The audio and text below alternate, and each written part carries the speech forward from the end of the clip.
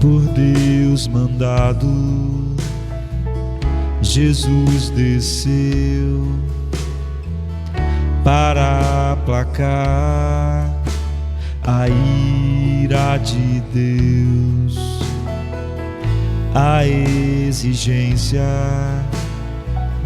Jesus pagou. Eu não mereço tão grande amor. Perecerei se lembrares todo mal contra ti, mas há perdão em ti, ó Deus. Por graça, Senhor, perdoe a mim. Um coração contrito eu sei que não rejeitarás. Por graça, Senhor, perdoe a mim. 1 Coríntios 1, 23 e 24, diz assim, Paulo diz: nós pregamos a Cristo crucificado, que é escândalo para os judeus e loucura para os gregos, mas para os que são chamados, tanto judeus como gregos, Cristo, poder de Deus e sabedoria de Deus. Eu quero falar sobre conversão, porque alguém essa semana me falou assim: olha, pastor, eu sei que Deus chama soberanamente os homens. Eu entendi isso, mas como eu vou saber se eu de fato sou alguém, fui chamado por Deus, se, por exemplo, o meu chamado foi tão diferente, por exemplo, do apóstolo Paulo? Então reflita na conversão do apóstolo Paulo. Nós não vamos falar sobre a natureza da fé, como nós poderíamos falar hoje. Nós queremos falar sobre a natureza da conversão em si, olhando para um fato. Eu não vou olhar para a vida do apóstolo Paulo, mas essa pessoa disse: olha, eu tenho uma visão da soberania de Deus, e ela realmente é completa na salvação do homem. Conversão é mais do que nós acreditarmos em algo, é mais do que nós acreditarmos em Deus, no Evangelho, que Cristo morreu na cruz. E quando nós vivemos numa época em que o Evangelho, muitas das vezes pregado, é exatamente o oposto do que a Bíblia diz, mesmo assim as pessoas chamam outras pessoas, oram por elas no fim de um culto e dizem assim: você agora é filho de Deus. Eu acho bom, não é, que pessoas questionem em si mesmos se elas foram chamadas, o que na verdade caracteriza, já que as experiências de alguma forma são diferentes, como a de Paulo e a nossa. Paulo diz aqui que a pregação da verdade é uma loucura para os gregos, um escândalo para os judeus, mas para os que são chamados para um grupo específico que aquela palavra tem, um grupo que é chamado eficazmente. E o apóstolo Paulo é a melhor expressão desse chamado, que não vai ser a fonte da nossa meditação, mas Paulo diz assim: eu fui separado por Deus antes de nascer. Ele está falando, usando uma linguagem assim, para falar sobre a escolha de Deus, não é no tempo, é fora do tempo. Por exemplo, em Gálatas 1:15, 16, Paulo diz assim: mas quando aprouve a Deus que desde o ventre da minha mãe me separou e me chamou pela sua graça. É óbvio que o tempo que Deus escolhe, o que Ele chama, há um hiato, há um delay, não é? Em que nós vivemos. Mas é um erro nós acharmos que Deus começou algo em nossas vidas quando nós fomos finalmente chamados. Nós queremos ver as marcas disso. Mas Deus controla todas as coisas. Na vida do apóstolo Paulo a gente vê isso assim. Ele não buscava Deus, ele não amava a Cristo, ele não estava interessado em buscar nenhum tipo de salvação em Cristo, mas ele disse que ele foi separado antes de nascer, não é? Como ele diz lá em Efésios, eleitos em Cristo antes da fundação do mundo. Mas houve um tempo que Deus chamou ele, né? A chamada dele foi no caminho de Damasco. Diz assim, Atos 9:15. Disse-lhe, porém, o Senhor, vai, porque este é para mim um vaso escolhido, para levar meu nome diante dos gentios e dos reis e dos filhos de Israel. Deus está enviando um servo para falar com Paulo. E ele diz, vindo ter comigo, já em Atos 22, 13 e 14, porque Paulo conta essas histórias em momentos diferentes. Vindo ter comigo e apresentando-se, disse-me, Saulo, irmão, recobra a vista. E naquela mesma hora vi, e ele disse, o Deus de nossos pais de antemão te designou para que conheças a sua vontade e vejas aquele justo e ouças a voz da sua busca. Então, nesse momento, Paulo está batendo, prendendo, matando cristãos. Sabe, ele está com as mãos sujas de sangue de Estevão e de outras pessoas. Ou você vê, ele é um homem escolhido desde a eternidade, mas no tempo, ele está fazendo essas coisas. Ele está sendo um instrumento de perseguição e morte da igreja. E Atos 22, 19, 20 diz assim, e eu disse, Senhor, eles bem sabem que eu lançava na prisão e açoitava nas sinagogas os que criam em ti. E quando o sangue de Estevão, tua testemunha, se derramava, também eu estava presente lá, e eu consentia na sua morte, e guardava a sua capa, as capas, dos que o matavam. Então, a chamada de Paulo na cidade de Damasco é apocalíptica, não é? Ela não era uma voz mansa e delicada, foi algo estrondoso, algo que faz exatamente o que toda verdadeira conversão faz, é uma mudança de paradigmas, que é o que nós vamos ver. Mas no capítulo 22, 6 e 7, Paulo diz assim, ora, aconteceu que, indo eu já a caminho e chegando perto de Damasco, quase ao meio-dia, de repente, me rodeou uma grande luz do céu e caí por terra e ouvi uma voz que me dizia, Saulo, Saulo, porque me persegues. Não havia uma maneira de fugir. Foi assim que o chamado eficaz chegou na vida de Paulo. Até então, o evangelho para Paulo era uma loucura, igual era para todos os judeus, e na sua mente tão instruída na cultura helênica, era um escândalo como judeu, e era também uma loucura como um cidadão do mundo que Paulo era, mas agora Deus havia escolhido ele antes de nascer, e agora Deus iria levá-lo. A palavra de Cristo é soberana, não há negociação nisso que é o chamado eficaz. Então disse eu, Senhor, que farei?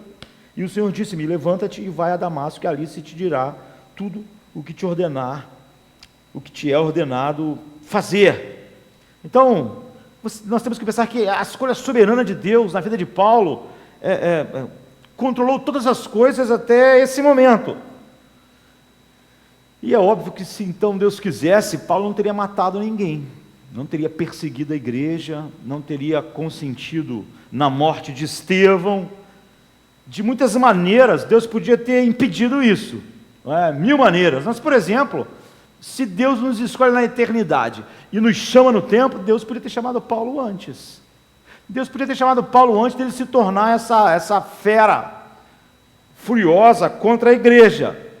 Então, o que aconteceu no caminho de Damasco não foi finalmente Paulo chegando, o livre-arbítrio de Paulo se rendendo a décadas de esforço infinito de Deus de tentar fazer alguma coisa para chamar a atenção dele.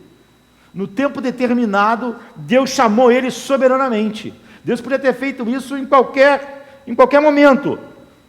Quando Deus chamou os que são chamados, o Evangelho é o poder de Deus. Ele ouviu e foi trazido finalmente ao reino do Filho do seu amor.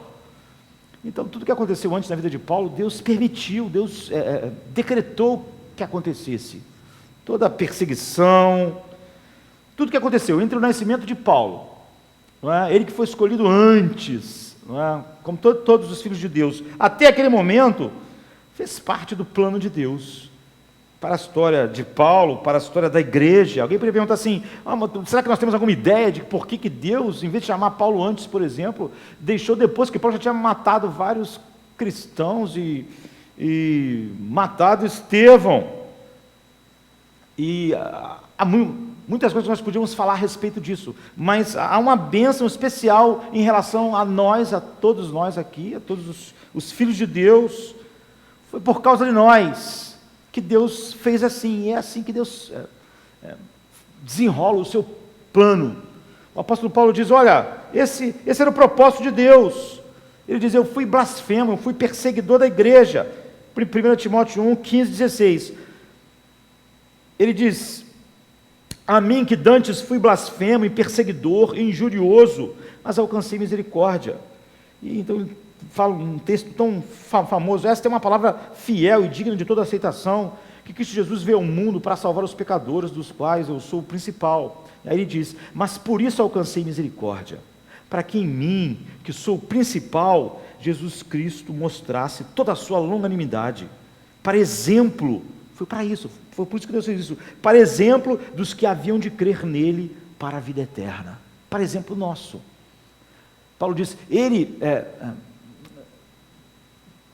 decretou que todas essas coisas acontecessem, ele não me chamou antes, ele deixou todas essas realidades, das quais eu olho agora, eu fui um blasfemo, eu persegui a igreja, para mostrar como realmente ele chama o mais indigno de todos os homens, para que vocês vissem o tamanho infinito da graça de Deus. Eu sou um monumento da graça de Deus. Se alguém devia não ser chamado por Deus, sou eu, mas ele me chamou para ser um exemplo da sua graça, de como o chamado de Deus é totalmente soberano. Ele chama homens que são totalmente indignos, e eu sou o principal. Eu não podia ser chamado por nenhuma escala que você pudesse criar. Foi para isso. Deus não me chamou antes, Deus deixou eu ir como uma fera sobre a igreja, me deixou, permitiu eu fazer aquelas coisas terríveis com o meu coração duro, até me chamar, para eu ser um monumento da graça para aqueles que vinham depois de mim. Então esse é o poder do chamado soberano. Mas é óbvio que nós precisamos saber as marcas que acompanham isso, e aquele jovem tinha toda a razão de se perguntar. É muito mais saudável isso do que simplesmente a nossa geração que acredita em algumas coisas vagas, às vezes até totalmente erradas sobre o Evangelho, e mesmo assim sentem uma falsa segurança. A pior coisa que nós podemos ter é uma falsa segurança. Quanto a melhor é a segurança verdadeira, é a maior bênção que nós podemos ter no mundo. Uma falsa é a mais terrível de todas. Então, quando nós olhamos a experiência das pessoas, de como Deus as chama, há uma marca. Eu podia parar nesse chamado de Paulo, mas eu quero ir em outro lugar, falar sobre um outro homem, que como Paulo escreveu grande parte da Bíblia. Há marcas, tanto no chamado de Paulo, quanto no dele, eu podia usar a de tantos outros homens, para nós olharmos para nós mesmos, e vermos que crer em algumas coisas, e acrescentar o Evangelho, a bagagem que nós já tínhamos antes, não faz de nós realmente filhos de Deus. A conversão e o chamado eficaz é uma mudança de paradigmas incrível. Então, em Êxodo 3, de 1 a 14, nós temos o chamado de Moisés, que está para Paulo, assim, não é? No Novo Testamento. Ele escreve os 5 primeiros livros da Bíblia. Então a Bíblia diz assim: ora, Moisés estava apacentando o rebanho de Jetro, seu sogro, sacerdote de Midian, e levou o rebanho para trás do deserto e chegou a Horebe, um monte de Deus. E apareceu-lhe o anjo do Senhor em uma chama de fogo, do meio de uma sarça. Moisés olhou e eis que a sarça ardia no fogo, e a sarça não se consumia. Pelo que disse: agora me virarei para lá e verei esta maravilha, e porque a sarça não se queima. E vendo o Senhor que ele se virara para ver, chamou do meio da sarça e disse: Moisés, Moisés. Respondeu ele: eis-me aqui. Prosseguiu Deus: não te chegues para cá. Tire os sapatos dos teus pés, porque o lugar em que tu estás é terra santa. Disse mais: eu sou o Deus do teu pai, o Deus de Abraão, o Deus de Isaque, o Deus de Jacó. E Moisés escondeu o rosto, porque temeu olhar para Deus. Então disse o Senhor: com efeito tenho visto a aflição do meu povo que está no Egito, e tenho ouvido o seu clamor por causa dos seus exatores, porque conheço os seus sofrimentos. E desci para o livrar da mão dos egípcios e para o fazer subir daquela terra para uma terra boa e espaçosa, para uma terra que mana leite e mel, para o lugar do cananeu, do eteu, do amorreu, do perizeu, do eveu e do jebuseu. E agora eis que o clamor dos filhos de Israel é vindo a mim, e também tenho visto a opressão com que os egípcios os oprimem. Agora, pois, eu te enviarei a Faraó, para que tireis do Egito o meu povo, os filhos de Israel. Então Moisés disse a Deus: quem sou eu para que vá a Faraó e tire do Egito os filhos de Israel? Respondeu-lhe Deus: certamente eu serei contigo, e isto te será por sinal de que eu te enviarei. Quando houveres tirado do Egito o meu povo, servireis a Deus neste monte. Então disse Moisés a Deus: eis que quando eu for aos filhos de Israel e lhes disser, o Deus dos vossos pais me enviou a vós, e eles me perguntarem, qual é o seu nome? Que lhes direi? Respondeu Deus a Moisés: eu sou o que sou. Disse mais: assim dirás aos filhos de Israel, eu sou, me enviou. Então, nós poderíamos falar sobre a natureza da fé, mas nós queremos falar sobre algo anterior. Então, essa é a experiência do chamado de Moisés. Nós podíamos dizer que é a experiência de conversão de Moisés. Não é onde ele passou a acreditar em Deus. Você vê que Deus falou para ele: olha, eu sou o Deus dos seus pais. Ele já acreditava em Deus. Quando Deus fala para ele: olha, eu sou o Deus do teu pai, o Deus de Abraão, de Isaac, de Jacó. Eu sou o Deus que você já acredita. Mas você não me conhece. Não é? Você tem esse conhecimento vago, essa coisa familiar, esses conhecimentos. Mas tu nunca se encontrou comigo. Sabe como quando Paulo lá em Damasco, que Jesus disse: eu sou a Cristo a quem tu persegues.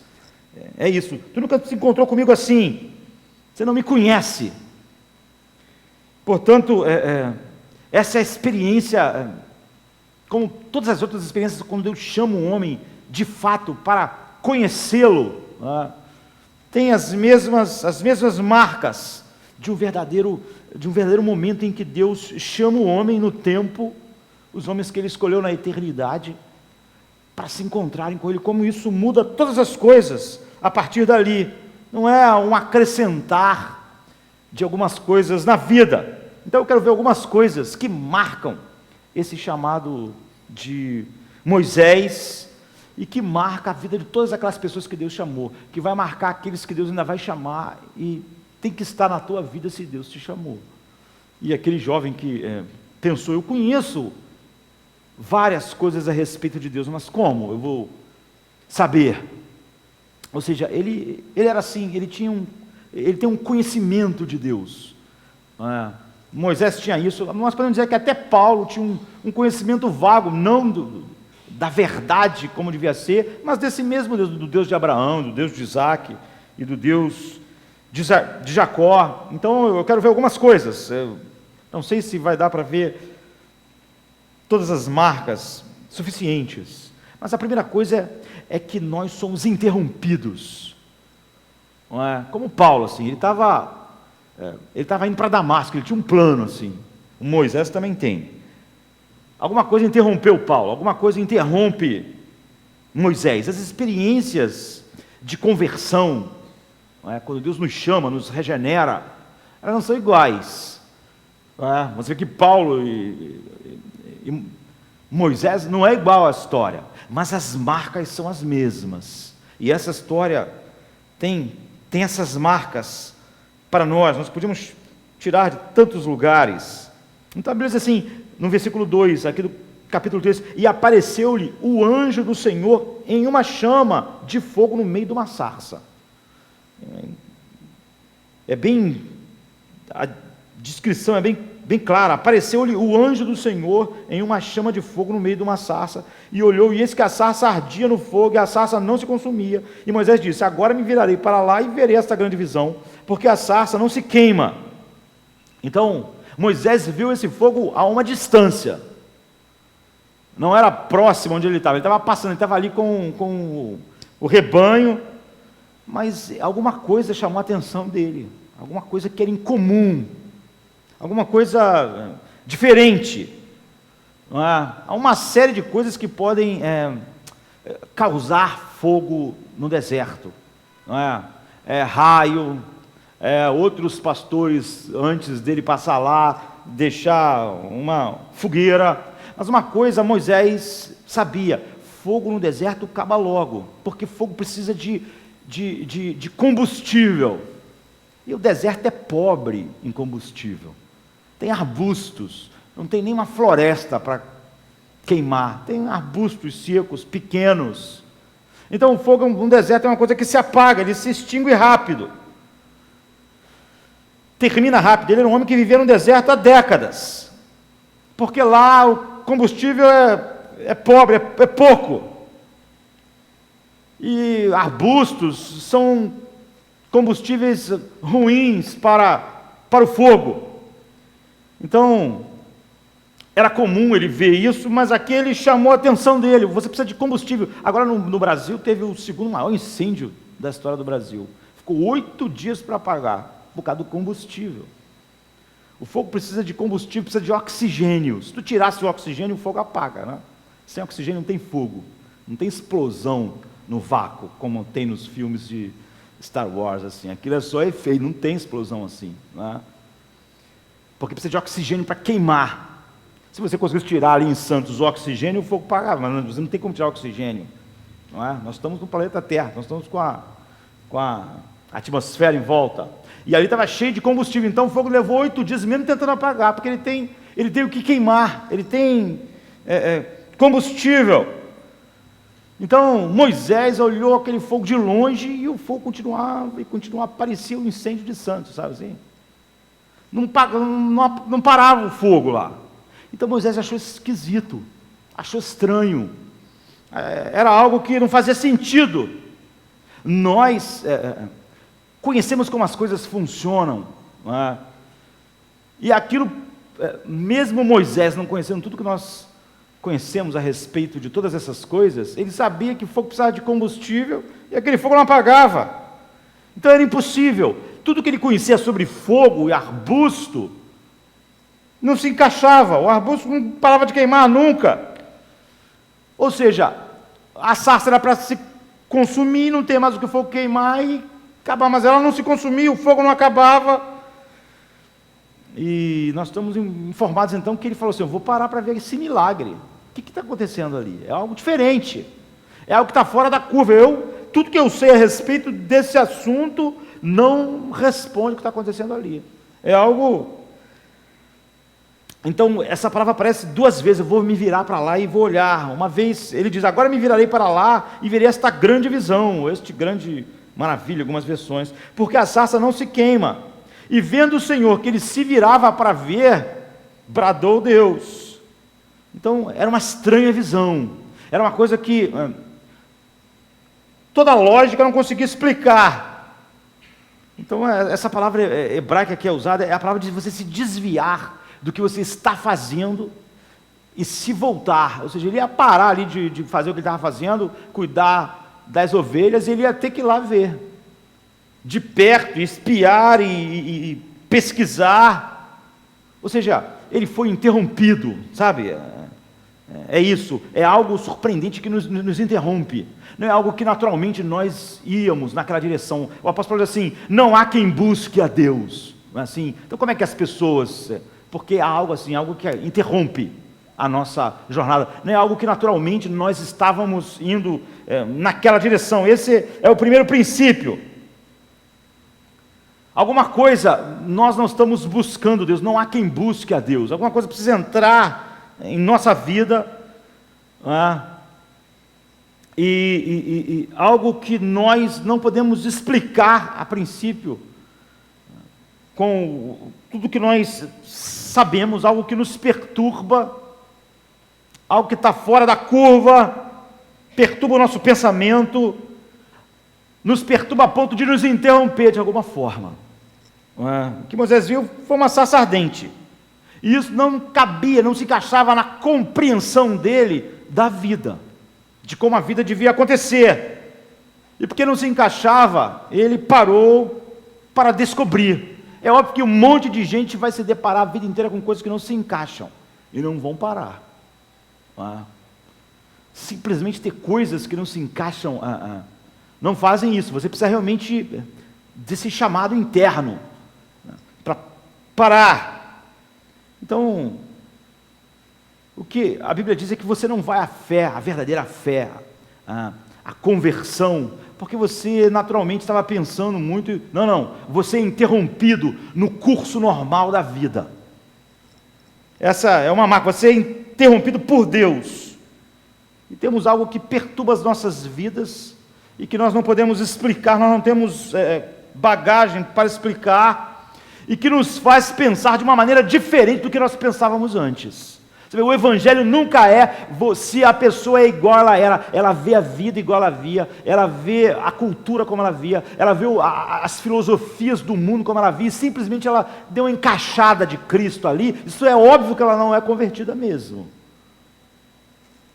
É algo que nós não temos bagagem para explicar, mas que depois que nós fomos levados àquilo, nós vamos pensar de uma maneira totalmente diferente sobre todas as coisas do que nós pensávamos antes. Thomas Kuhn, que é um físico famoso, muito famoso, um historiador e filósofo da ciência, escreveu um livro famoso na década de 60, não é? Eu acho que em 62, que é a estrutura das revoluções científicas. É um livro assim super importante, não é? Para a ciência, e abalou assim, o mundo acadêmico, não é? Porque ele introduziu, por exemplo, a ideia da mudança de paradigma. Nós usamos muito essa expressão, mas ele, através dessa obra, que popularizou isso. Então, o paradigma é um conceito da ciência e da epistemologia, né, que é a teoria do conhecimento, que define um exemplo que muda a maneira com que nós enxergamos as coisas, ou seja, estabelece um novo padrão para nós olharmos para as coisas. Então, como ele fez umas reivindicações notáveis sobre, como um historiador, um físico, um filósofo da ciência, como nós entendermos a evolução da ciência.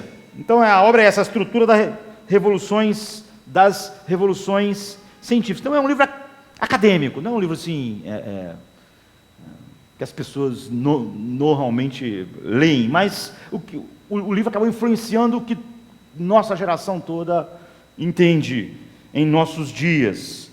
Então, quando ele fala como a ciência funciona, como as coisas funcionam, como a estrutura das revoluções científicas que foram mudando as coisas no nosso mundo funciona.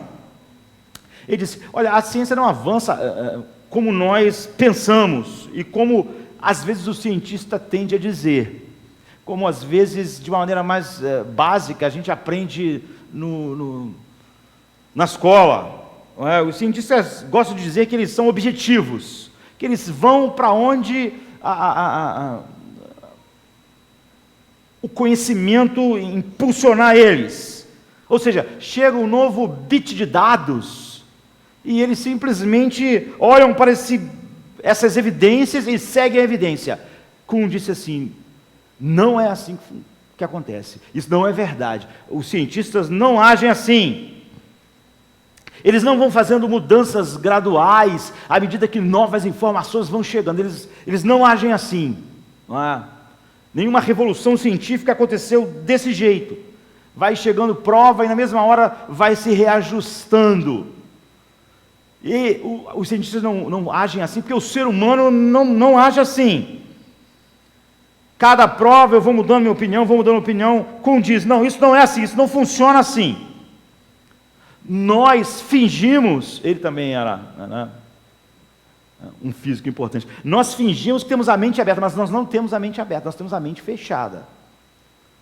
E nós tendemos a interpretar todas as coisas que vão chegando, nós só fingimos que temos a mente aberta. Nós temos uma rede, uma grade de interpretação das coisas. E nós tendemos a cada nova informação que chega, nós tendemos a simplesmente querer entendê-las dentro dessa grade. Essa grade de interpretação da realidade, tudo que chega nós tentamos desencaixar. Essa grade é que ele chamou de paradigma. E a palavra acabou se tornando popular, uma palavra que não era. Então ele popularizou o termo. Ou seja, o paradigma é uma maneira de você olhar a realidade. Aquela pessoa ali tem uma maneira de olhar a realidade, tem um paradigma, até que alguém vem com um novo paradigma, não é assim? Por exemplo, há um tempo atrás, as pessoas começaram a fazer celulares. Então a ideia era que cada vez fosse menor, não sei porquê, as pessoas começaram a fazer um celular desse tamanho, e o celular já tinha ficado desse tamanho, para telefonar era assim, não sei porquê. Até que chegou alguém que disse, poxa, isso aqui não faz sentido, nós precisamos de uma coisa maior, que tenha mais funções, não seja só... nós queremos ouvir música, nós queremos mexer, nós queremos escrever texto. Agora você viu, os celulares começaram a crescer. Começou a ir para outra direção. Ninguém mais faz aquelas coisas pequenininhas como era. O máximo era você ter um celular bem pequenininho, agora não é mais. Mudou.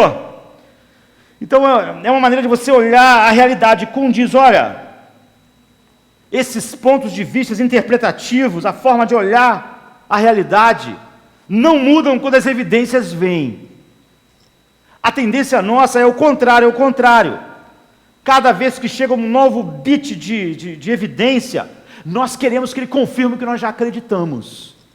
Nós olhamos para a evidência sempre, olha, isso se encaixa no que nós entendemos.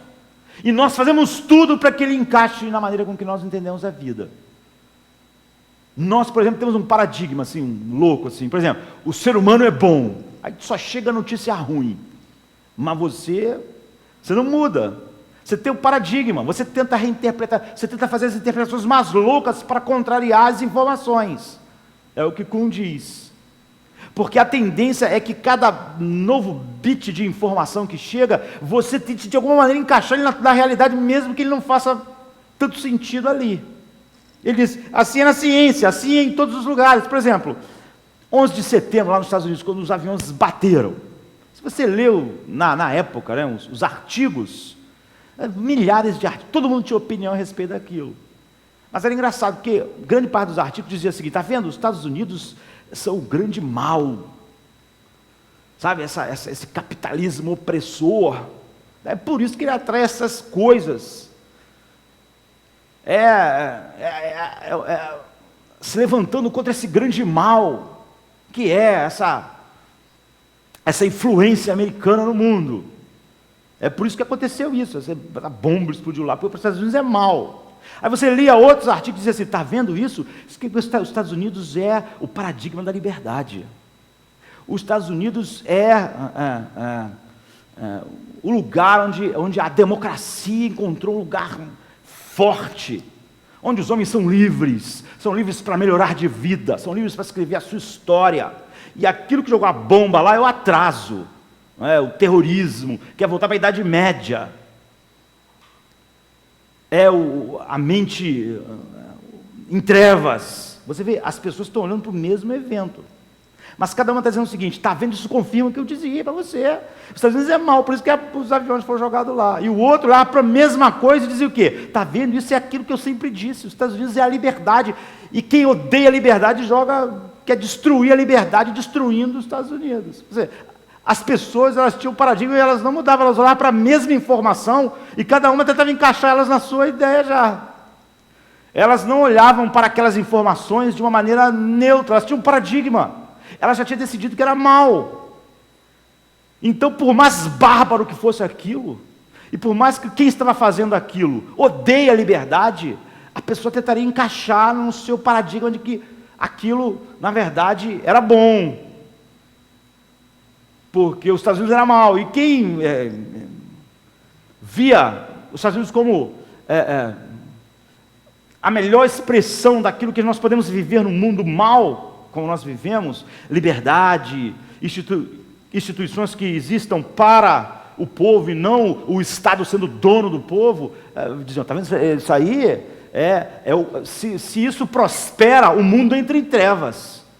Se a ideia desses loucos que jogaram o avião dominar o mundo vai voltar a ser o que era 1000 anos atrás, vamos voltar para a Idade das Trevas, porque esses caras são da Idade das Trevas. Ou seja, você vê, a mesma coisa, o mesmo fato fazia as pessoas escreverem coisas totalmente diferentes. As pessoas diziam, isso confirma o que eu sempre pensei, só que elas pensavam coisas diferentes. Pessoas olharam para a mesma coisa, nós podíamos pensar de uma maneira mais simples. Futebol, por exemplo, tem gente que é assim, o time dele é prejudicado é porque todo mundo é ladrão. Só até o outro jogo, quando o time dele é beneficiado, aí não, aí foi erro. É a mesma coisa, ele podia dizer, não, é a mesma coisa. Você, quando tem uma ideia assim, sabe, aquele time ali é popular, tu tem que ver alguma coisa ruim, porque você é contra. Você não vem a informação em você, não. Você tem um paradigma. Não importa o que acontecer, você vai ter. É isso que o Kuhn diz. É assim.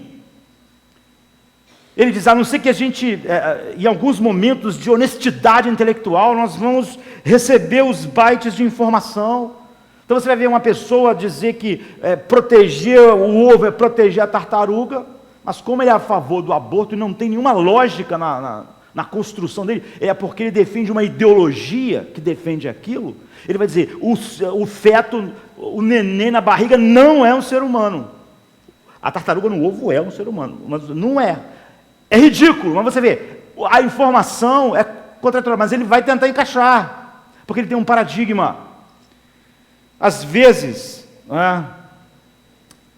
Kuhn diz, vai chegando informação que não se encaixa na sua grade.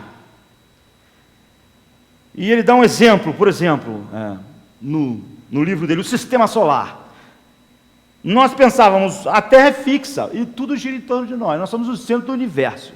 Ele diz, isso era uma coisa meio lógica, porque a gente via tudo se mexendo, a gente estava parado no meio, então a Terra é fixa, todo mundo acreditava nisso, é claro, que tudo orbita em torno de nós.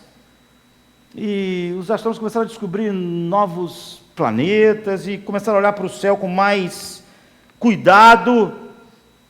Então Kuhn diz assim, eles começaram a ver que alguns corpos estavam se movendo de uma maneira que não se encaixava na ideia.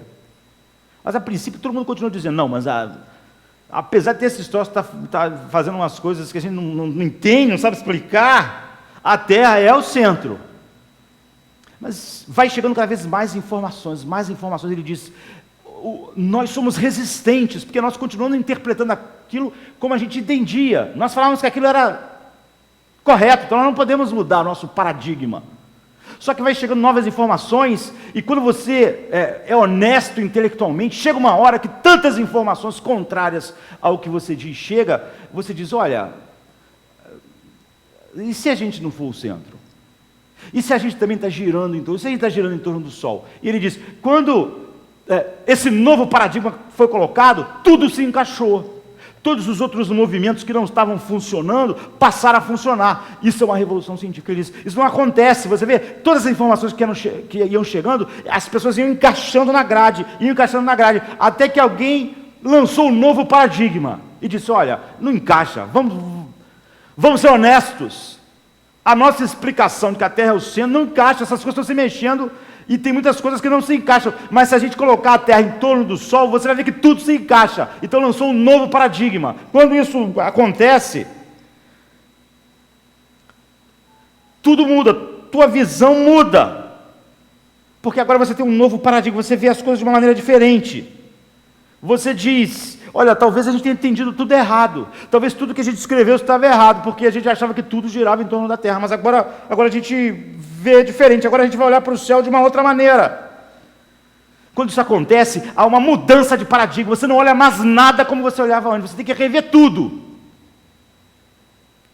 Nada que você dizia antes vai se encaixar mais, você teve uma mudança de paradigma.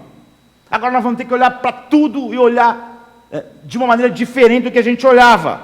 É assim que, isso é uma conversão, aconteceu uma conversão.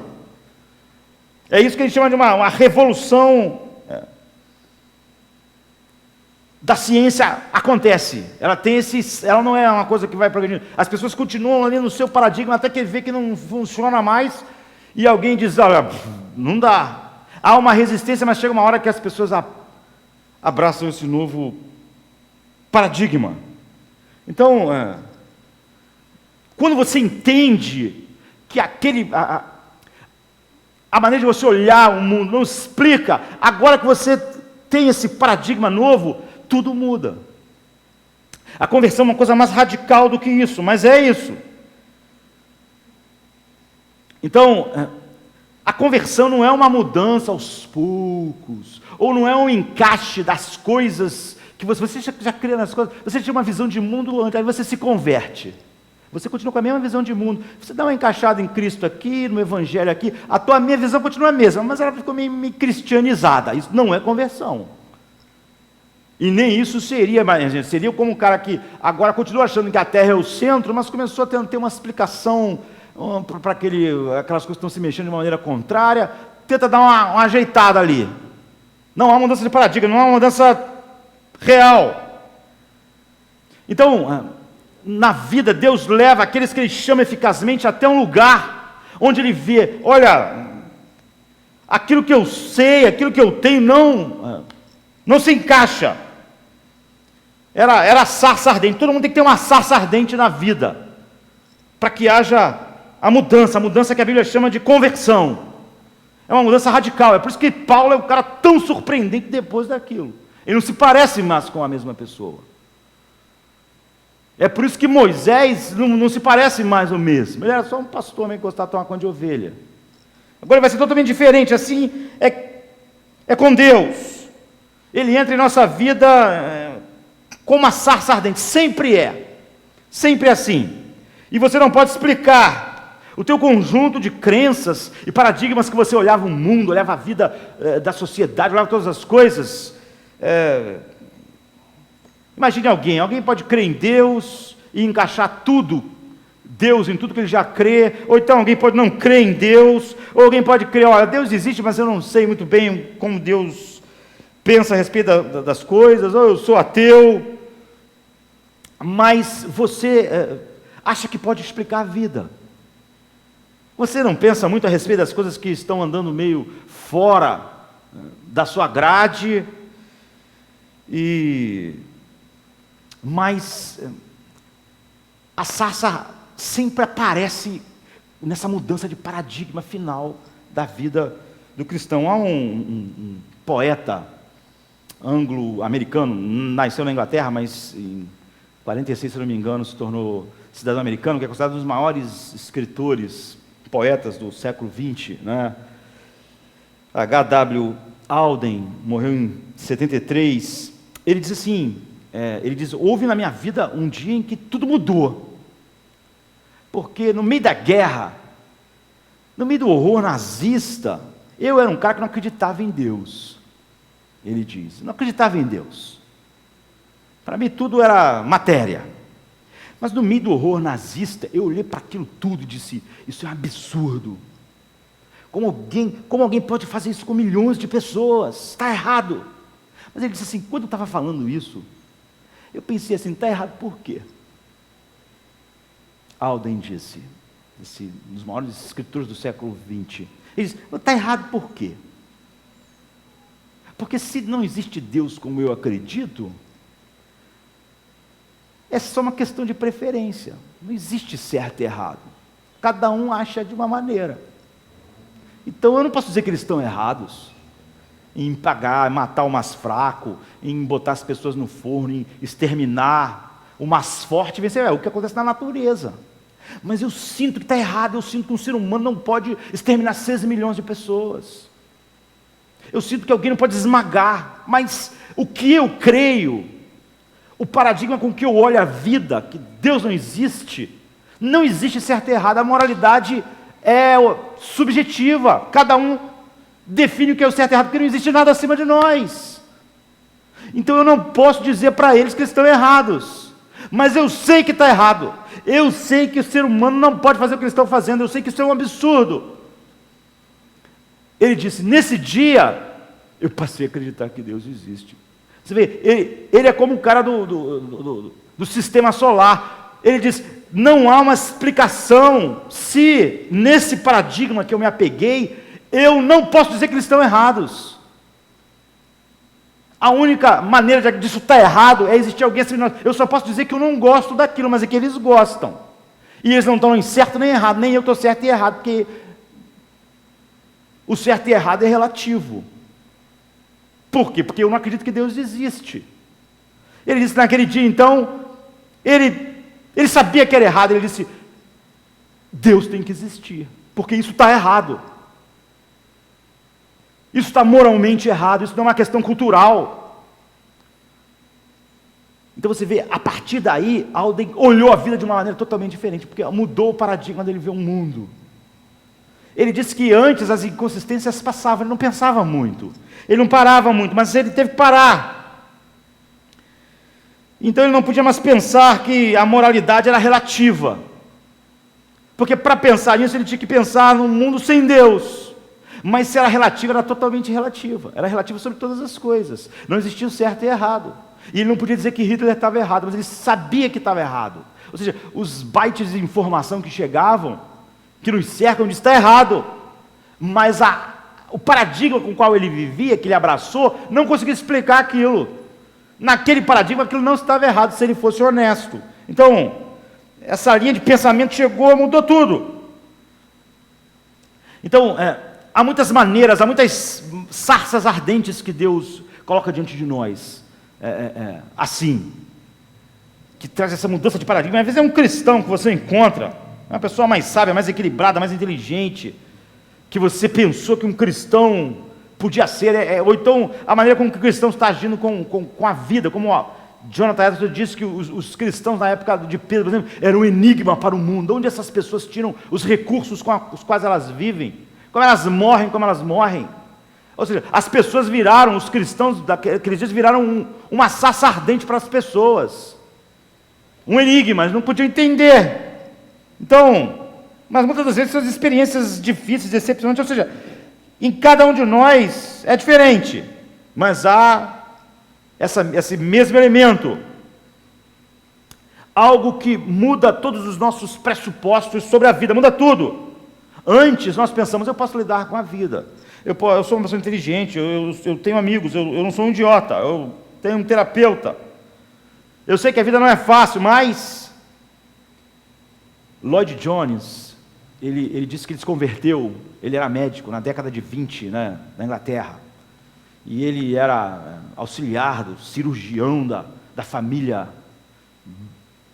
real da Inglaterra. Então ele estava indo para o máximo. Então ele disse, nós fazíamos a diferença, nós curávamos as pessoas, nós estávamos ali e isso dava status. As pessoas que eu admirava, esses médicos que eu admirava, o que eu era auxiliar, médico da família real, cirurgião, isso dava status, dava dinheiro, dava tudo. Ele disse, olha, eu estava... Mas esse homem que eu queria ser cada vez mais como aqueles homens, mas um desses homens que eu admirava, eu queria emular, eu respeitava, homens brilhantes, bem pagos, com status, com até títulos nobres.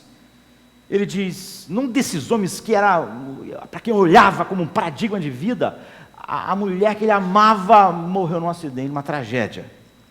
E ele disse que esse médico mais velho chamou ele um dia e disse, puxa, nesse momento que aconteceu isso, e ele disse, olha, eu tô arrasado, você podia ficar comigo? Ele falou, lógico que posso ficar. Ele disse que ele sentou junto lá, numa sala, junto com esse homem que tinha perdido o amor da sua vida de uma maneira trágica, e em frente à lareira, e disse que esse médico ficou só olhando para a lareira, não disse nada.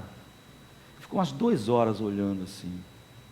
Ele também não disse nada. Ele achou isso muito normal, acho que coisa de britânico. Tá? Mas ele disse que à medida que ele foi olhando para aquele homem, Martin Lloyd Jones é um dos maiores pregadores da história da igreja, o maior pregador do século passado, um dos maiores teólogos. É? Ele disse, assim que eu me converti, você vê, essa foi a sarça ardente dele. Ele disse que ele não falou nada nem o cara, esse grande médico que ele admirava. Mas ele disse que ele ficou aquelas 2 horas olhando para aquele homem, olhando para a lareira, e disse, olha, ele não tem recursos para lidar com isso. Ele não tem recursos para lidar com os dramas da vida. Esse homem está ali, ele não tem nada. Eu achava que a vida dele era o que eu queria, mas eu percebo agora que tudo que ele tem não dá recurso a ele para lidar com nada. Ele está olhando para aquele fogo, ele não tem nada para fazer, ele não sabe lidar com isso, ele não tem mais nada, a vida dele está acabada, está destruída, ele tem tudo o que eu quero ser, eu tenho emulado ele tem sido meu mestre.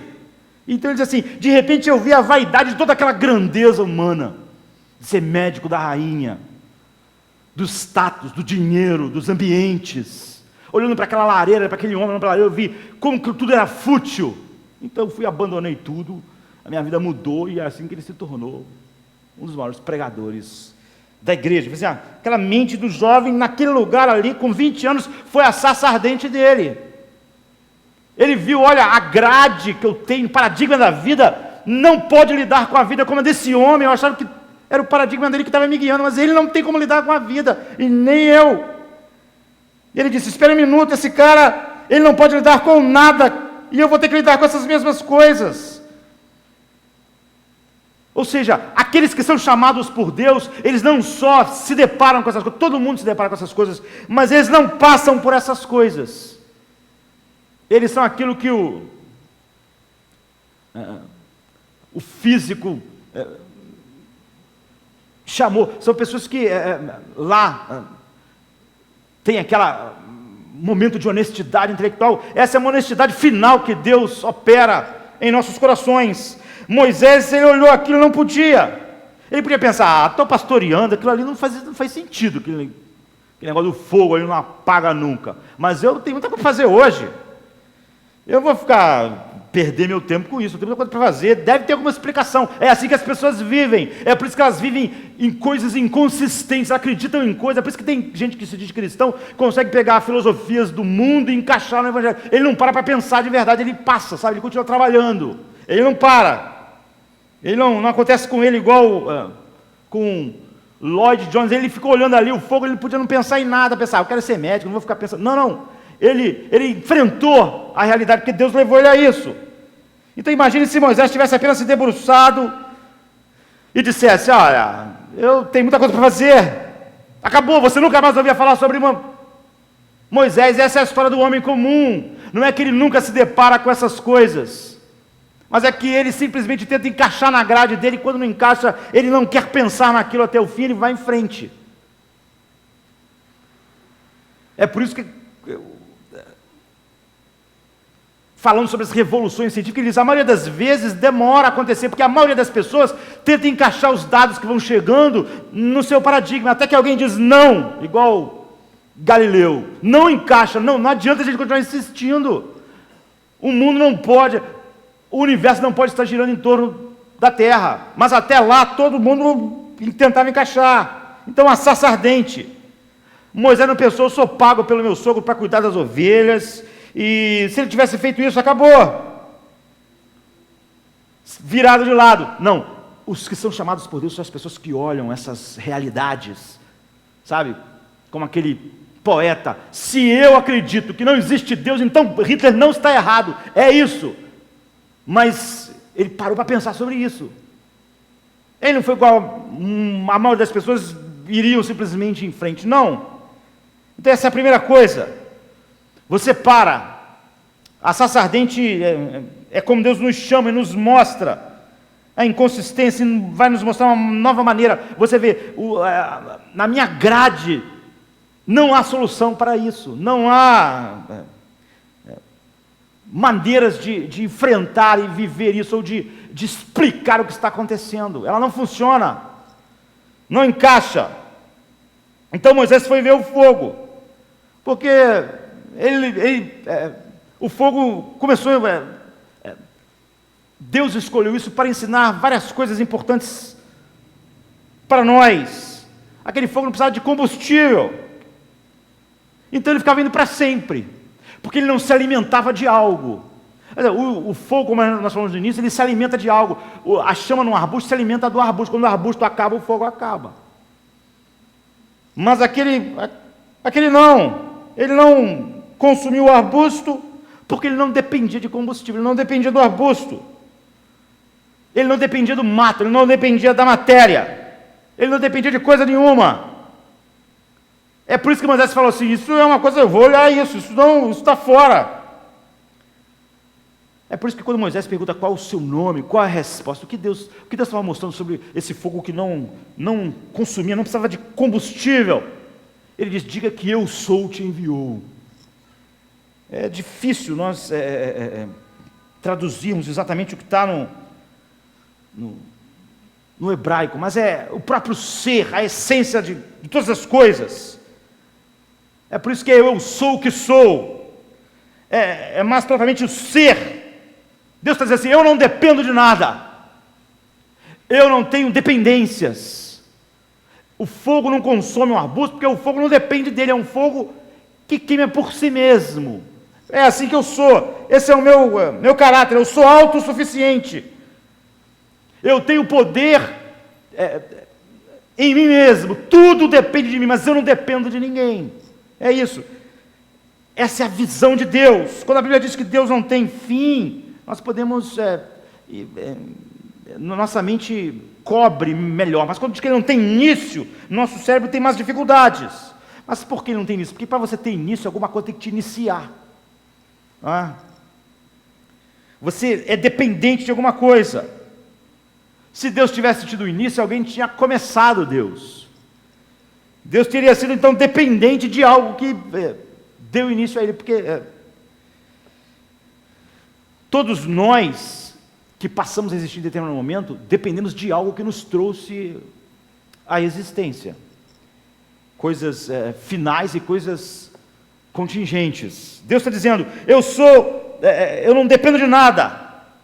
Toda a minha existência está em mim mesmo. Esse fogo é a expressão do que eu sou. Ele não consome, ele não depende de nada, ele é o que ele é. Eu estou no coração de cada molécula do universo. Eu não dependo de nada e tudo depende de mim, como diz Hebreus 1:1. Nele tudo subsiste. É isso, o que Deus está dizendo eu sou a própria existência, quando ele diz eu sou o que sou. Todo o resto que existe depende de mim, mas eu não, eu sou a própria existência. Eu sou o fundamento de tudo que é. Então Jesus coloca em outras palavras, por exemplo, sem mim nada podeis fazer.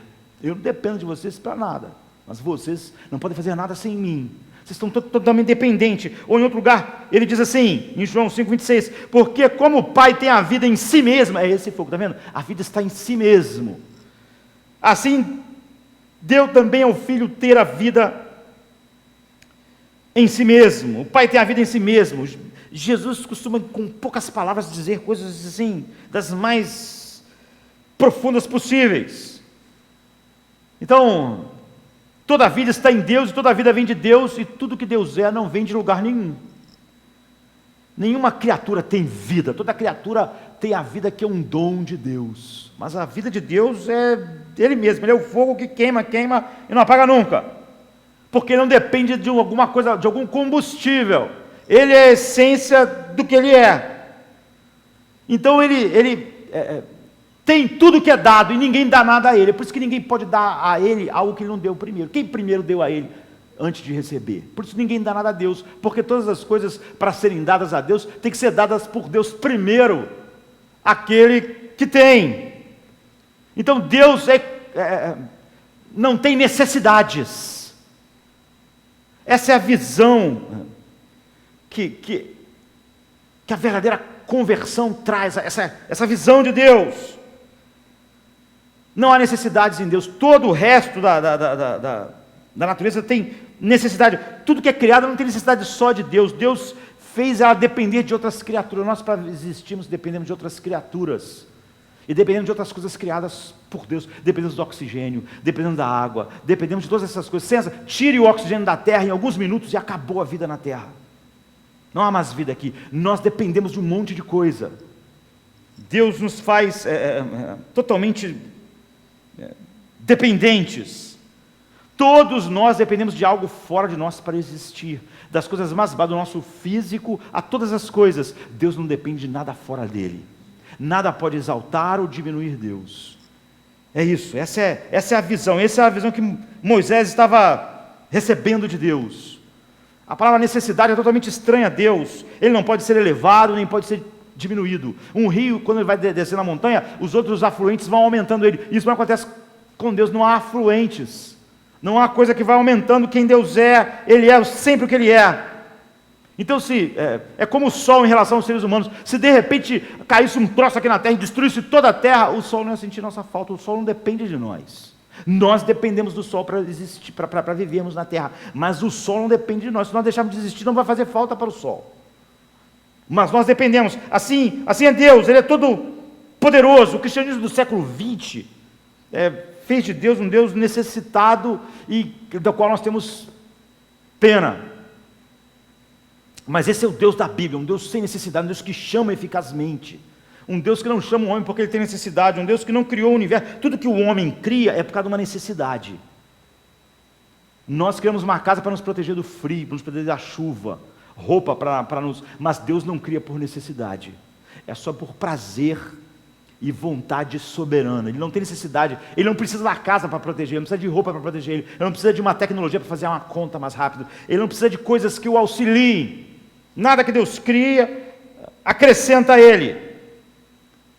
Então Moisés, o que é a conversão? A conversão te dá uma visão mais ampla de Deus, ela muda totalmente o seu paradigma. É o que aconteceu com Moisés.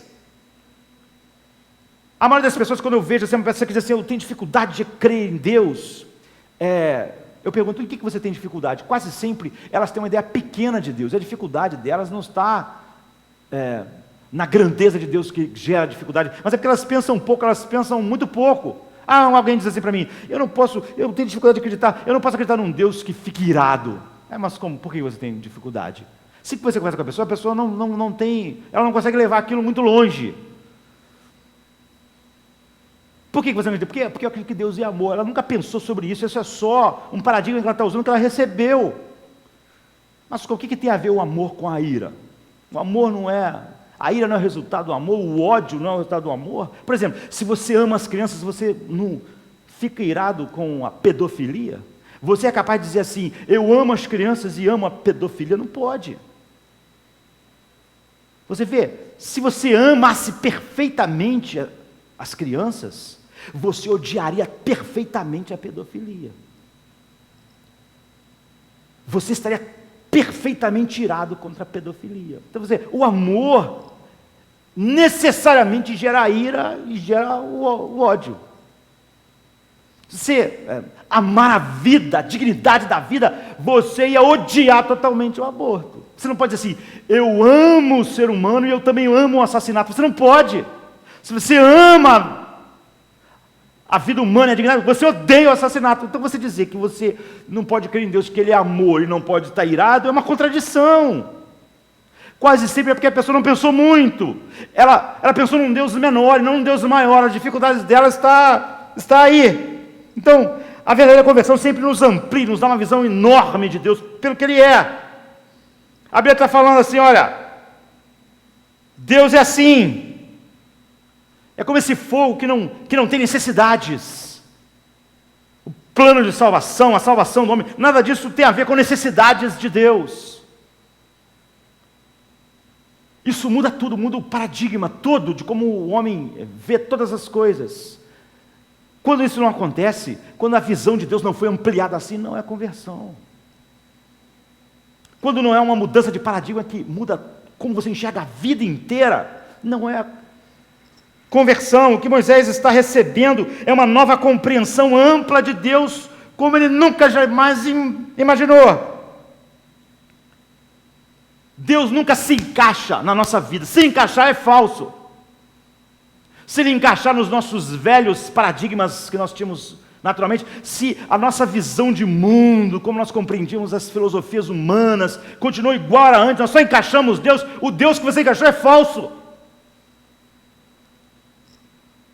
Então, em terceiro lugar, o problema pessoal, quando a gente volta ao fogo, há uma série de coisas que o fogo apontam para nós em toda a Bíblia sobre o caráter de Deus, assim, que o verdadeiro chamado faz na vida do homem. O fogo é bonito e assustador. Eu sei que eu tenho poucos minutos. Porque o fogo é brilhante, é atraente, ele ilumina, mas ele é assustador ao mesmo tempo.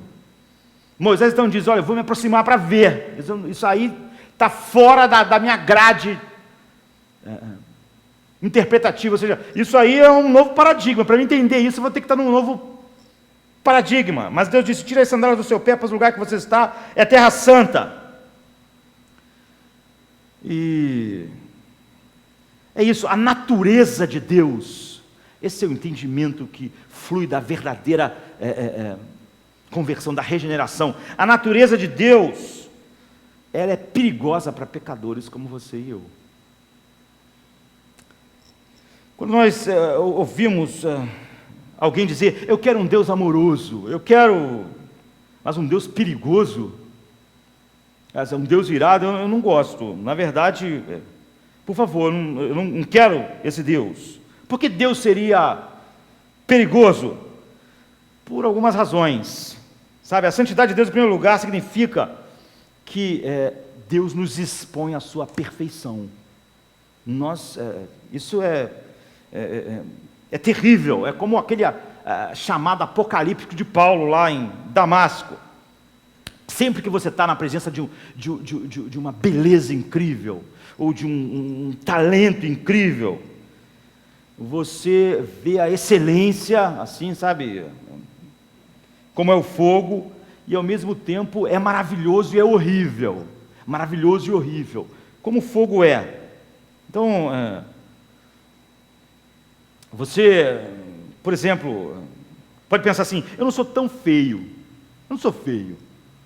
Mas se você fica do lado de alguém que é lindíssimo, aquilo é maravilhoso, a pessoa é linda mesmo, mas aquilo também é horrível, porque aí você diz: cara, eu sou feio, não é?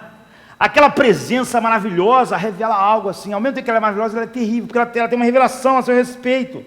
Aquela pessoa é 10 vezes mais bonita que você, então quer dizer que você é 10 vezes mais feio do que você imaginava antes. Ou então você pensa que você é talentoso: eu sou talentoso, eu sei escrever bem, eu sei tocar bem, eu sou um bom profissional. Até que você, por exemplo, você é lá de uma cidade do interior, você toca a viola lá, né? Aí você acha que você é o melhor da cidadezinha. Aí você vem para a cidade, você vem para o Rio de Janeiro. Aí tu chega no Rio de Janeiro, sei lá, no aeroporto, na rodoviária, no metrô, tu vê um cara tocando viola 10 vezes melhor que você. Lá na cidadezinha você era o fera, você era o cara. Aquilo ali é lindo, é maravilhoso, mas ao mesmo tempo é terrível. Você pensa: cara, eu não sei tocar direito. É por isso que a gente, quando toca, aí um cara toca muito, diz assim: vem aqui tocar comigo. Você diz: não, vou só ficar ouvindo. Porque aquilo é lindo, mas ao mesmo tempo aquilo é horrível, não é? Você vê: caramba, não posso tocar com esse cara, vai todo mundo ver como eu sou ruim. As pessoas achavam que eu sabia tocar, mas agora eu vou ficar só olhando de longe. Bem, Deus é perfeito, Ele é santo. E quando você se aproxima, essa é uma das maneiras que você sabe que você se aproximou do Deus real. Ele é santo, Ele é perfeito, não há defeitos em Deus, há uma perfeição que é assustadora. Você vê a sua feiura, é por isso que o homem realmente convertido diz: eu sou totalmente depravado. Você vê, um cristão que se diz cristão, que tem dificuldade com essa doutrina, é porque ele nunca encontrou Deus. Ele tem termos de comparação com outros homens, com outras coisas. É por isso que Paulo pode dizer: eu, o principal dos pecadores. Não porque ele estava se comparando com os outros homens agora. Ele estava olhando para Deus, ele estava vendo Deus. Então Isaías, quando entra no templo e vê os anjos cantando santo, santo, santo, Isaías era um profeta. Ele, em comparação com a maioria da população, ele era mais virtuoso, mais espiritual, conhecia mais a Deus. Mas quando ele viu Deus, ele disse: eu sou imundo, os meus atos de justiça são imundos, porque agora ele estava diante da beleza de Deus, da santidade de Deus. Essa é a evidência de que você chegou de um Deus verdadeiro, um Deus que não se encaixa, é um Deus terrível, é lindo, mas é terrível, como o fogo é. Na presença da beleza perfeita de Deus, a sua feiura fica infinita perto da beleza infinita dele. A santidade sem fim dele mostra que você é totalmente mal, que você, é por isso que a Bíblia diz: não há quem faça o bem. Quem não vê Deus acha, eu acho que tem pessoas que fazem o bem, mas quem vê Deus diz como Paulo: não há quem faça o bem. Ou então Jesus dizendo: ninguém é bom senão Deus. Ou seja, há essa coisa, você chegou no Deus verdadeiro, ele não se encaixa. Quando você chega perto de Deus, a sua autoimagem se desfaz. Antes você pensava, eu não sou tão ruim quanto essas pessoas, olha aquele cara lá, olha o que aquelas pessoas estão fazendo. Eu não sou assim, eu sou melhor. Você tem autojustificação, você continua usando os seus auto-enganos, pequenos, grandes. Você pensa, aquela pessoa é horrível, perto daquela pessoa eu não sou tão horrível assim. Você está sempre dando uma desculpa. Mas quando você chega na presença de Deus, isso é incrivelmente traumático para o ser humano. Psicologicamente devastador para a alma. Nossa psique entra em parafuso.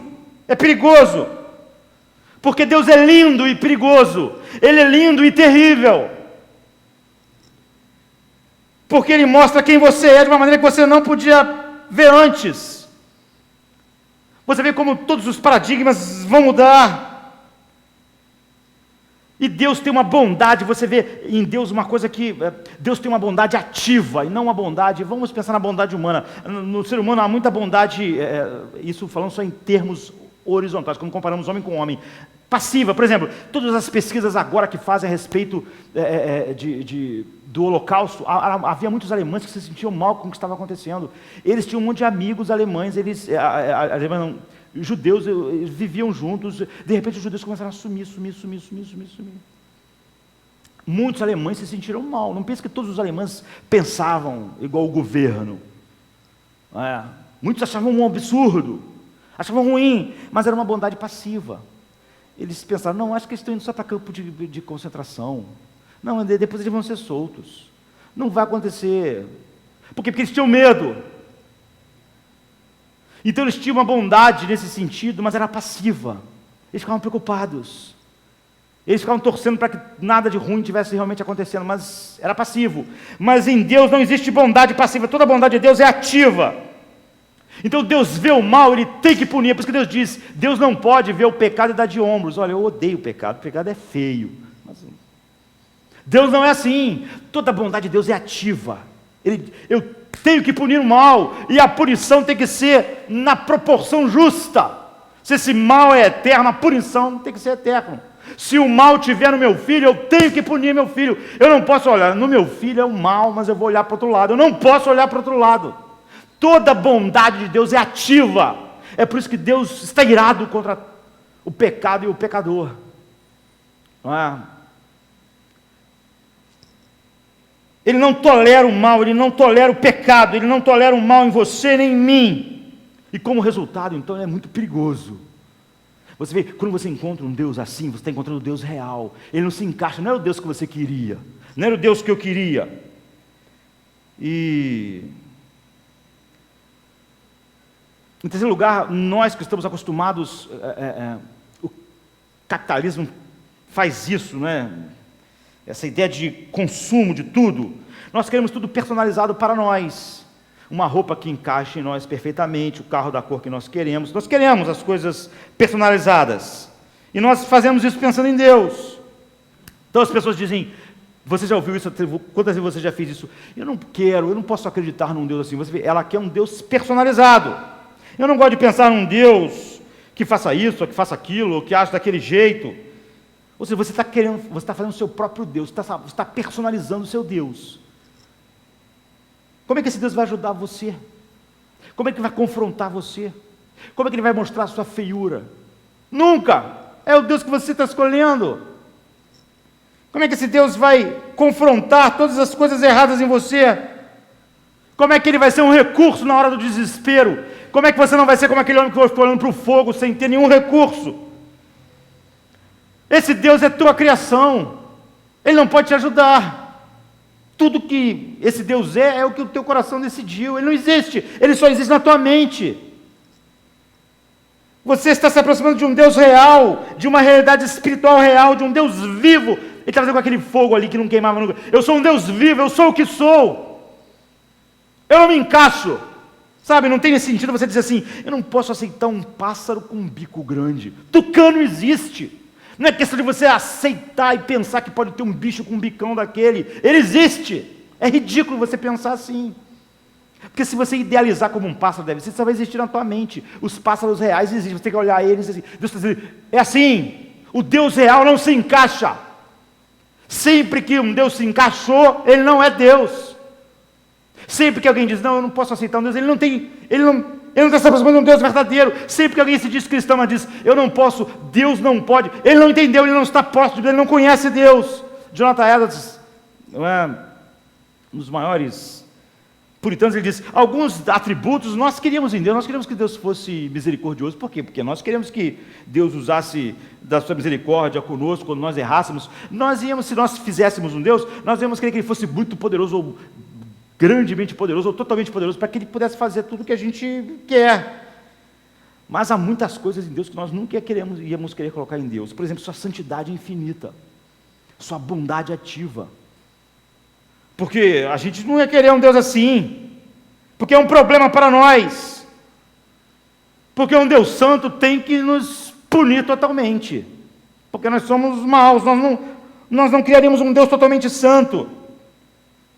Quando nós nos deparamos com um verdadeiro Deus, nós vemos que nós precisamos de uma graça infinita. Quando as pessoas têm dificuldade com as doutrinas da graça, é óbvio que elas não estão olhando e não encontraram um Deus verdadeiro.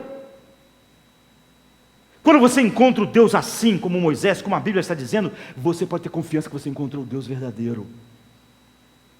O Deus que muda todos os paradigmas, como você vê a vida. Um Deus que não se encaixa. Um Deus que te transforma. Exatamente por causa disso. Em último lugar, você percebe então que você precisa de algo para você estar na presença desse Deus. É isso que a verdadeira conversão faz. Você vê, ela abre a sua mente para todas as verdades sobre Deus e te transforma. E muda a maneira de você ver tudo. É por isso que essas pessoas, o homem que realmente é regenerado, nós olhamos Paulo no início, estamos olhando Moisés, tudo muda. Eles não são só pessoas que pensavam de um jeito e agora não pensam do mesmo jeito e deu uma encaixadinha em Deus ali. Eles não se parecem com mais nada. O paradigma mudou, a maneira de olhar todas as coisas. Moisés está dizendo, olha, espera um momento, tu és totalmente santo. Ele começou a ver quem Deus era. Deus falou assim, não se aproxime. Não se aproxime porque esse lugar que você pisa é terra santa. Se você se aproximar, você vai morrer. Mas você vê, a sarça não se consumia. E Moisés pôde estar ali de frente falando com Deus sem ser consumido. Essa é a coisa final que eu vou falar hoje. Há outras coisas. Ou seja, como é que você pode olhar Deus face a face? Se todas essas coisas são verdades. Você não pode, isso vai te matar. Então, por que Moisés não foi consumido? Ele não foi consumido como a sarça não foi consumida. A sarça não se consome, nem Moisés foi consumido. Deus fala, a Bíblia diz assim, Deus falou a Moisés do meio da sarça. Isso se repete no texto todo que a gente leu. Deus falou com Moisés, mas quando você olha o versículo 2, o início, a Bíblia diz assim, isso é estranho. Ele diz que o anjo do Senhor estava no arbusto. A Bíblia diz assim, e apareceu-lhe o anjo do Senhor em uma chama de fogo, do meio de uma sarça. Moisés olhou, e eis que a sarça ardia no fogo, e a sarça não se consumia. Então é isso. E apareceu-lhe o anjo do Senhor. O anjo do Senhor, quando o anjo do Senhor se revelou a Moisés, é o que essa história está contando. A Bíblia também diz que o anjo do Senhor disse a Abraão, o anjo do Senhor disse a Moisés, mas sempre no início, depois, o texto diz que o anjo do Senhor, mas depois começa a dizer, e Deus falou a Moisés, e Deus falou a Moisés, e Moisés falou, e Deus respondeu, como se essa pessoa fosse Deus e não fosse Deus. Ela é chamada de o anjo do Senhor, e depois todo o diálogo é feito diretamente com Deus. O anjo do Senhor aparece sempre no Velho Testamento, essa expressão, não é um anjo do Senhor, como Gabriel, é o anjo do Senhor.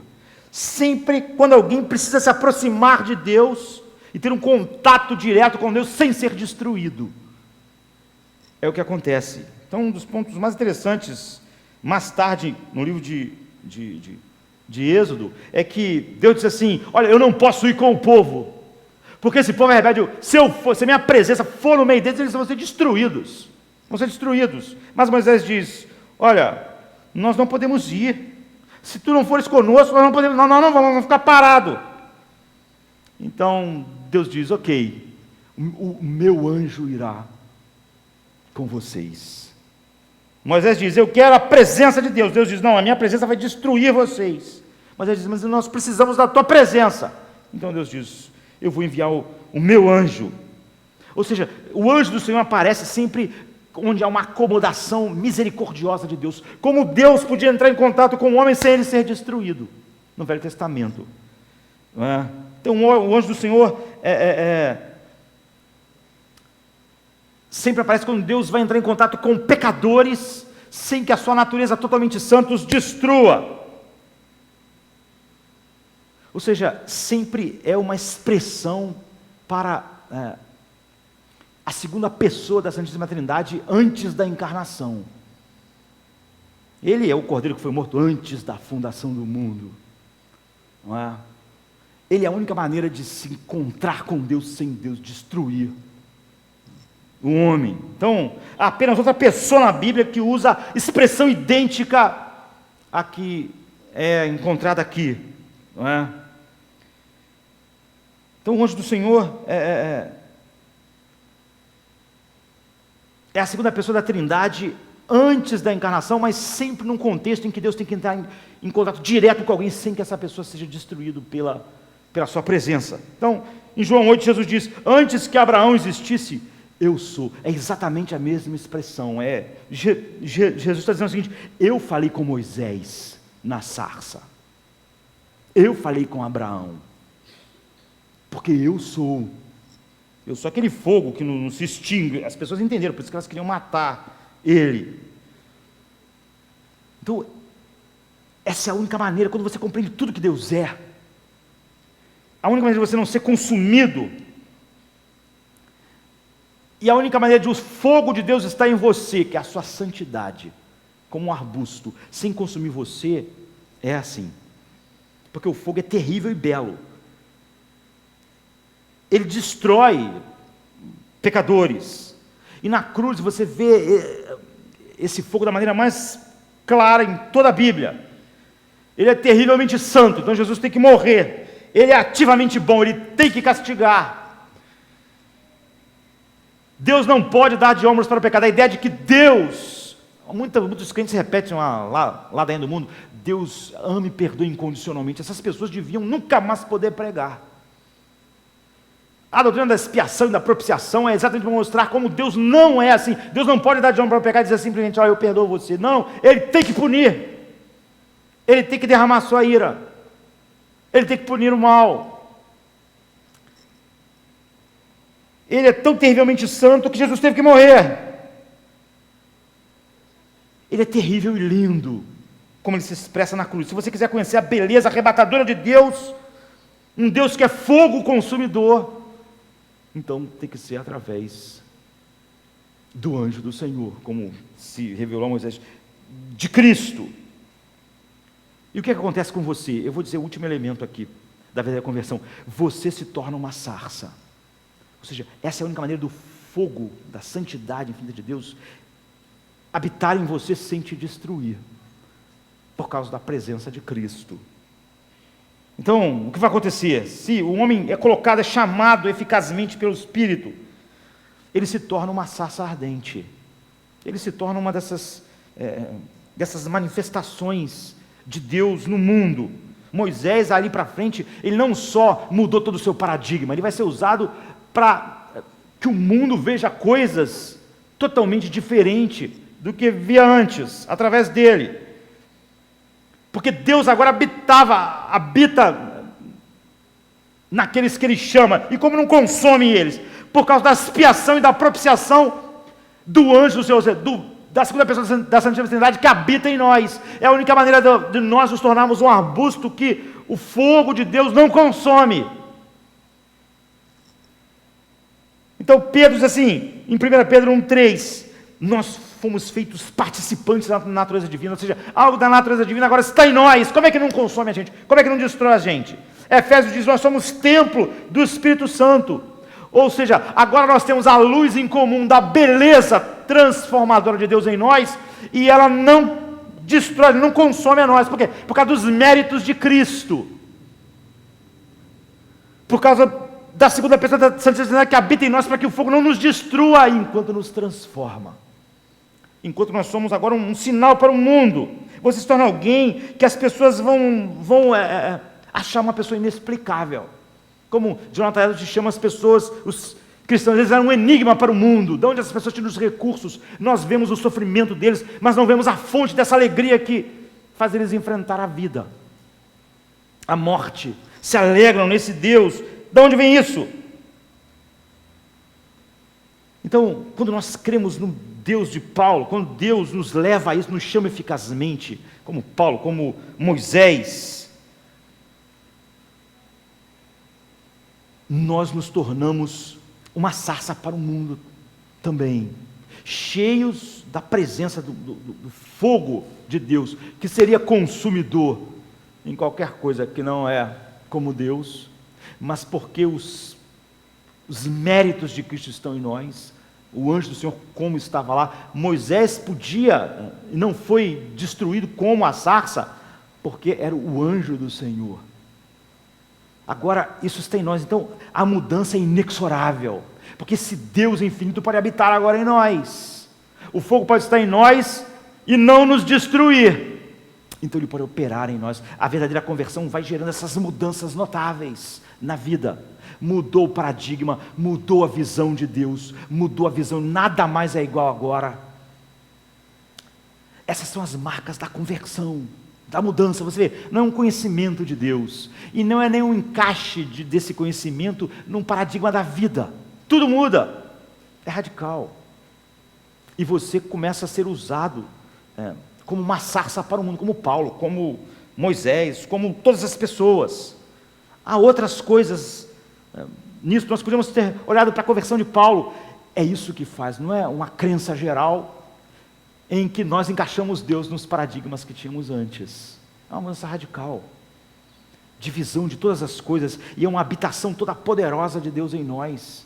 Nós nos tornamos uma sarça, a operação de Deus interior em nós não nos destrói, nos transforma por causa dos méritos da perfeição de Cristo atribuída a nós, que faz a sarça, que somos nós, não se consumir com o fogo que agora está em nós, mas a beleza começa a ser mostrada, a luz começa a fluir, a partir daquelas sarças que não se consomem, por causa da presença do anjo do Senhor naquela sarça, e do anjo do Senhor em nós, da segunda pessoa da Santíssima Trindade, dos méritos da expiação de Cristo. E então essas mudanças inexoráveis começam a acontecer. Não é eu tentando mudar, tudo está mudando, toda a minha visão de mundo mudou, todos os paradigmas mudaram.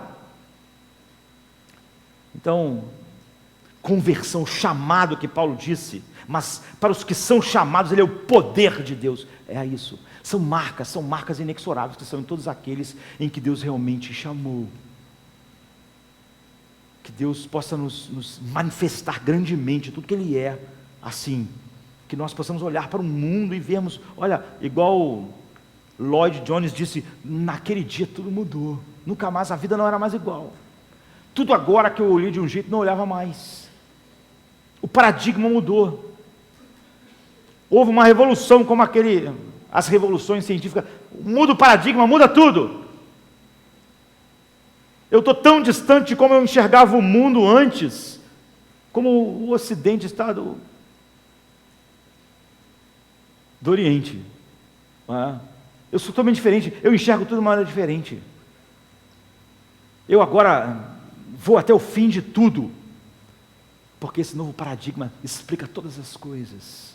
E eu estou sendo santificado por esse fogo que não me consome, e então me purifica. Me transforma de glória em glória. Vamos ficar de pé. Conversão é o que a nossa geração precisa, não é? Você vê que não é ajustes da vida encaixando Deus lá. Deus não se encaixa. Deus não se encaixa. Essas verdades é que mostram nós tivemos um contato com Deus real, com Deus vivo. com um Deus que é a fonte de todas as coisas que existem, e não com um Deus da minha imaginação, um Deus que se encaixa, um Deus que é um reflexo do meu ego. Vamos orar. Vou pedir para Paulinho que ore por nós.